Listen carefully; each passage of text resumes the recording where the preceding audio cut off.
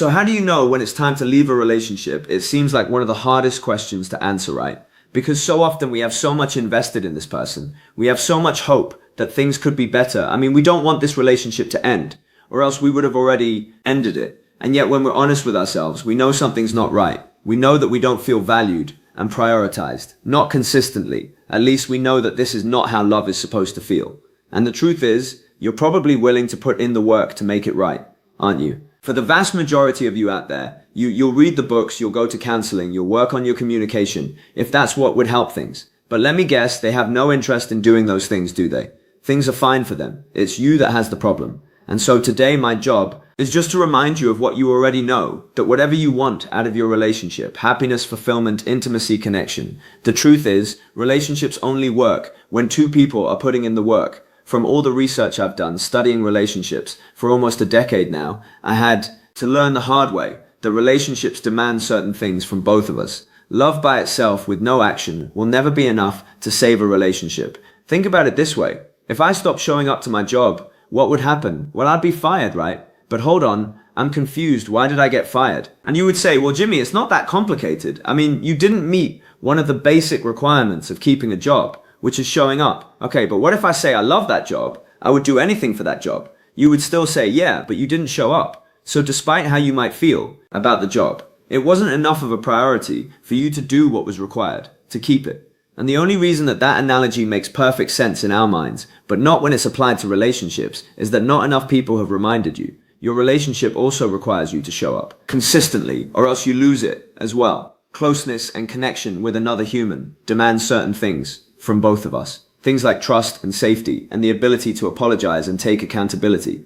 It requires things like consideration and empathy. And if you forget everything else from this video, remember this. You will never feel close to someone else who has no interest in those things, and you can continue to get them to try to change. You can keep wondering if things will be better eventually. You can keep dating their potential. But at the end of the day, relationships always require two people putting in the work to make them work. And yes, my advice will obviously be a little bit different for people who are married with kids, opposed to someone who is dating, unless there's any abuse going on. If there's the presence of abuse, you have to leave that relationship, at least for a time, and get safe. But when it comes to people who are dating, listen, I'm almost 40, so I have no idea what the dating scene is like on behalf of everyone who came before you. I'm really sorry if we screwed it up, because I hear it's a mess. I'm just here to remind you that who you choose to marry is a really big deal. And I don't say that to scare you. I say that because I know it's true. Marriage is hard. Just baseline. There is a reason that almost half of first-time marriages end, 60% of second marriages end, and 70% of third marriages end.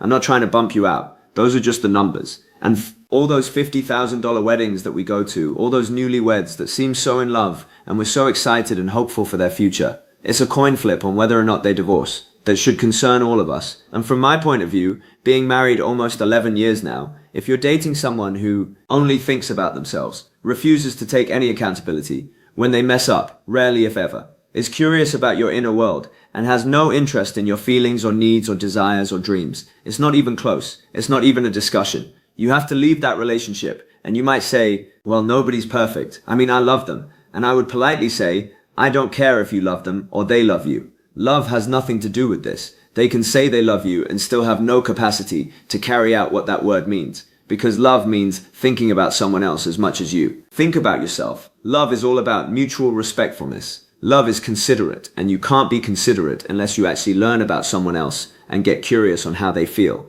loved and prioritized. Love is about selflessly sacrificing for someone else. And we can usually get one partner who selfishly sacrifices. That's probably you. It's really hard to get that other person involved, isn't it? And I think if it's true, it's time for you to admit out loud this relationship that I have right now doesn't work for me. That's important to admit, because too often you're not honest with yourself, and you're certainly not honest with them, because the vast majority of the time you're either making excuses for them or you don't feel safe to be honest, because it would just start another fight, wouldn't it? And it makes sense that you're feeling disconnected and potentially resentful and angry about this relationship. But that anger is telling us something. It's teaching us that we're being mistreated, or at least neglected, in some really important areas for us. The goal isn't to ignore that anger or allow it to lash out on other people. The goal is to listen to what that anger is trying to communicate to us. So you need to admit, this relationship doesn't work for me. Now, I'm not saying that this relationship is doomed. Absolutely, it could change into something better. But let's not forget that building a foundation of trust and intimacy and emotional safety always requires two people. It doesn't work with just one. So let me ask you, does your partner have any interest in changing the relationship for the better? Do they have any interest in creating a relationship that works, not just for them, but also for you? I'm not asking could they do those things. Everyone could, will. Do they have any interest in putting in that work? Because knowing I should do something and actually putting in the work of doing it are two very different things that have two very different outcomes. And for some of you, I know you wish it was different, but they've shown you over and over that they aren't interested in putting in that work of accountability and self-reflection and learning how to prioritize you in the ways that you feel it most. Maya Angelou says, when someone shows you who they are, believe them the first time, and you just admitted that this relationship isn't working for you, and then you admitted this relationship isn't going to change. So you have your answer. There's only two options: leave or continue to feel alone and disconnected in an unfulfilling relationship. And I get it. It's so easy to think, yeah, but maybe I could just compromise a little bit more. Maybe I could just be less needy, maybe. If I just asked them a little bit differently, they would prioritize me more. Maybe that would work. But we have to remember, you're already bending over backwards to make this work right. Why aren't they bending? Why are you having to beg for the bare minimum in the first place? Why do we think that that's okay? And I don't know your situation, but here's what I do know. Just because you've been dating someone for a while, just because you're invested in this relationship, it has no bearing on whether or not it's actually healthy or set up for success. That is completely determined by whether or not both people are willing to do the work that trust and safety and intimacy demand from all of us. You certainly don't have to leave. I'm simply telling you what it takes for you not to be miserable in a relationship, because all paths have destinations, right? Don't ignore the path of a relationship where only one person is putting in the work of prioritizing growth and maturity and emotional intelligence, because I already know the destination for that, and it's loneliness and resentment for you. There's a ton of people who are married with kids, and it's perfectly reasonable that you're saying, I can't imagine what leaving would do to my family. I can't imagine how hard that would be for me if I left. And if that's you, I just want to say I'm so sorry that you're in that spot. I won't pretend to know how scary this is for you. And I know that you just want to do what's best for your family. And on one hand, you're still hopeful that things could be better, right? You try to be optimistic, but also you've been burned so many times before you've lost the desire to even connect with them anymore. And make no mistake, I'm not telling you to leave unless there's any abuse, and you're absolutely right. Leaving is so hard on everyone, even if it's the right decision. And the truth is, people stay in unfulfilling marriages every day for a variety of reasons. And I'm not judging any of them, but we're answering the question, when should we leave our relationship? And the answer for anyone is you leave when you have determined that this relationship hasn't led me to feeling fulfilled, and I'm ready to live with whatever consequences come from ending it. It's that simple. Now, some people don't leave dysfunctional relationships because of religion. And like I said before, I'm not here to judge you either way. But here's what I know. Even if you stay, that doesn't mean the destination for your relationship isn't still distance and disconnection, because your body is too smart to continue giving itself to someone who isn't safe. You can't feel connected with someone who dismisses or invalidates you. You won't feel close to someone who disrespects you consistently. And that's not an argument saying that you should leave. I'm just saying that when people mistreat you, there are consequences. When people get complacent, there are consequences. And one of them will be you eventually pulling away and feeling distant and disconnected and eventually resentful. And you're right, no relationship is perfect, but I'm not looking for perfection. I'm looking for safe. I'm looking for mutually respectful. I'm looking for connected. No relationship is perfect, but you don't need perfect to be happy. You just need to find someone who actually cares about how you feel, loved and valued. You need someone who listens when you say you're upset about something, instead of dismissing you or telling you you're making too big of a deal about it. You don't need perfect. You just need someone who you feel safe to be honest with. You need someone who sees you as worthy enough to put in just a fraction of the effort that they did when they were first dating you. You know, when they were intentional about making you feel appreciated and cherished, because that's possible. We don't need perfect, we just need considerate. And Terry Real has a great quote from his book, The New Rules of Marriage, where he says, "Are enough of your needs being met to grieve the ones that aren't?" What a great question. When we're assessing whether to stay or go, are enough of your needs being met to grieve the ones that aren't? Because we all understand that no relationship is going to fulfill all of our needs, nor should it. But that doesn't mean you have to settle for a partner who only gives you the bare minimum, and most of you probably don't even know what your needs are. Much less do you know how to advocate for them. So that's step one. Learn about what I need to feel valued and respected and connected in a relationship. Step 2, is my partner willing to fulfill enough of those needs that I can grieve the ones that they can't and still feel valued, respected, and connected? If so, then I think it's worth continuing to put in the work to try to make this work. If not, then it's time to move on. Or if we're going to stay, accept the fact that we won't get the relationship that we deserve here, but we are choosing to stay anyways. Every relationship requires us to grieve some of our needs going unmet, and we can still feel fulfilled in that relationship. But what never leads to fulfillment or love is when our partner has no interest in learning about or satisfying any of our needs. And for the people who decide to leave, be prepared for some immature backlash. It's easy to blame the person who ended the relationship because other people didn't know what was happening inside of it. So they're going to say things like, oh, that's too bad you couldn't make it work. But in reality, you were the only one keeping it alive. You were the only one concerned about the health of the relationship. You carried all the emotional labor. You apologized first. I guarantee it. And nobody ever blames the person who is actively depriving the relationship of what it needed to survive, day in and day out. So just remember, your relationship ending is not a failure. It is not a reflection against you. You are not a failure. This relationship taught you exactly what you needed to know at this time in your life. Your job is to not let shame and judgment win, and instead step back, self-reflect, give yourself grace and compassion, and ask yourself, what am I supposed to learn in all this? For some of us, we needed to learn that if we're honest, we didn't do the best job at paying attention to the red flags in the beginning. Did we? The love bombing, the inconsistency, they were hot, and then they were cold. And we used that as an opportunity to prove our worth and value to them. We wanted to be liked and chosen. So we avoided any conflict to seem easygoing.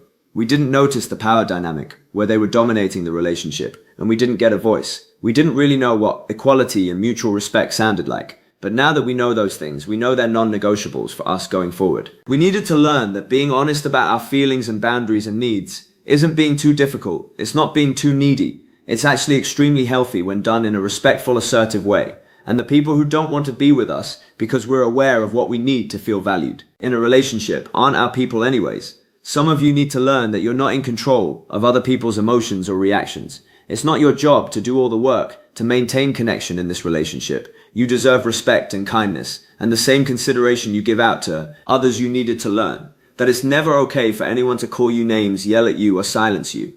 You need to learn that you are valuable, and giving someone more of what they're already taking for granted isn't loving. It's actually self-sabotage. And we know that now. We needed to learn that when we bend over backwards to keep the peace, when we try to walk on eggshells to predict their emotions so we can avoid conflict or disconnection, that we're actually enabling their bad behavior instead of standing up for what we know we deserve. And if our answer is, yeah, but I couldn't stand up for myself because it would just start another fight, well, that was another red flag that we didn't take seriously enough, because the people who care about me actually care about my feelings, needs, and limits. They don't want me feeling pressured or uncomfortable. They want to be a safe place for me to actually be honest about my feelings without punishing me for it. But it's my job to be honest about who am I surrounding myself with, because I can't control other people. The only thing I can control is my reaction and who I allow into my circle. You don't owe anyone your time, energy, or body. And it's my job not to react when a narcissist baits me into a fight with lies or accusations,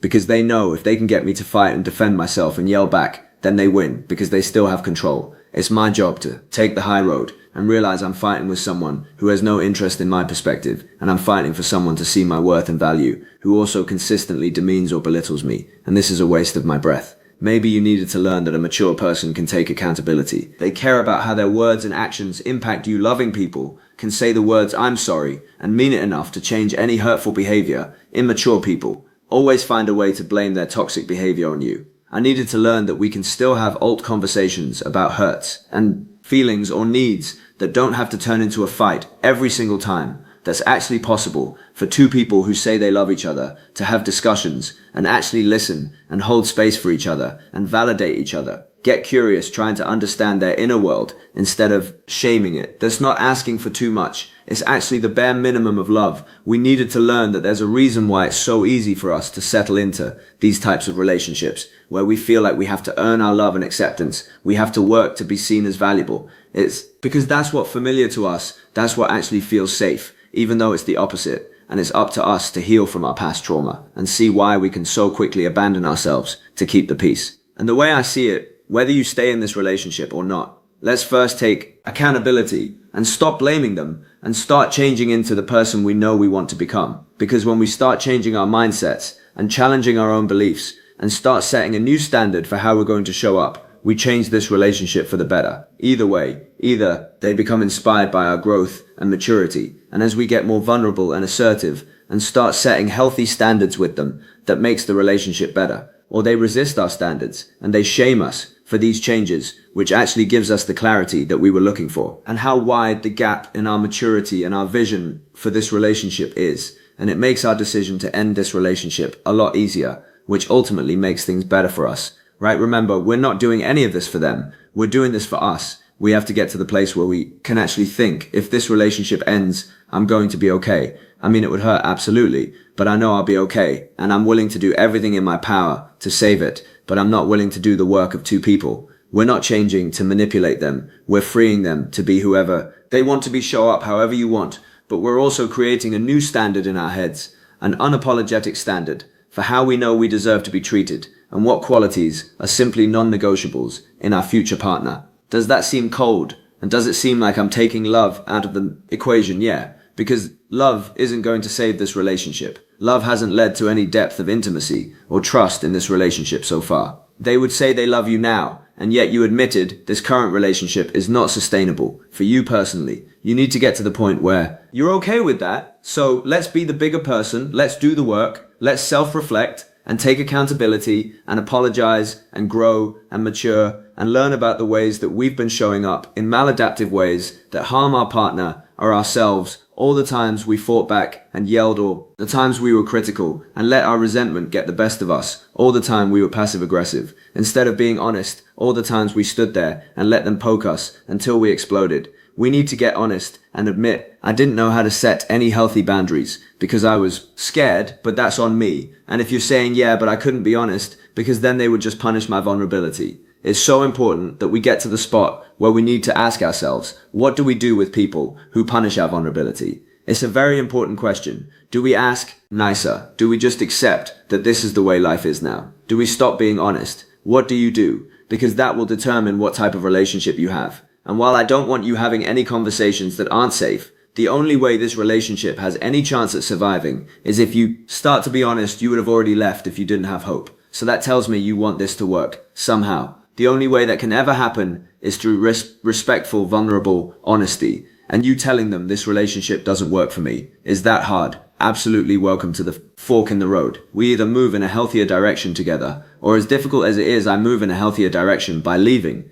And there's still a lot of healing that needs to take place. But you have to come to the place where you're okay if this relationship ends. And even more, this relationship has to end. We can either build another relationship together as a team, or I have to leave. But either way, this relationship is dead. This relationship with all its toxicity is gone. I will no longer tolerate either of us showing up in destructive ways that hurt each other. I will no longer shove my feelings down because I know now that they only come back out in other destructive ways. I will no longer make excuses for either of us. We're both either going to do better or I'm going to do better on my own. I will not have a relationship where someone constantly criticizes me or makes fun of me or invalidates or dismisses my feelings or just plain ignores how I feel loved. It's just not going to happen. I'm going to start being respectfully vulnerable and honest about my feelings and needs. And I'm going to put distance between people in my life who punish me for doing that. And you know what I hope they change. I really do. I hope that this is their wake-up call and it starts them on a journey towards healing and genuine remorse and accountability. I hope they get to the place where they get the help they need and become a safe place for you again. I hope you can both learn about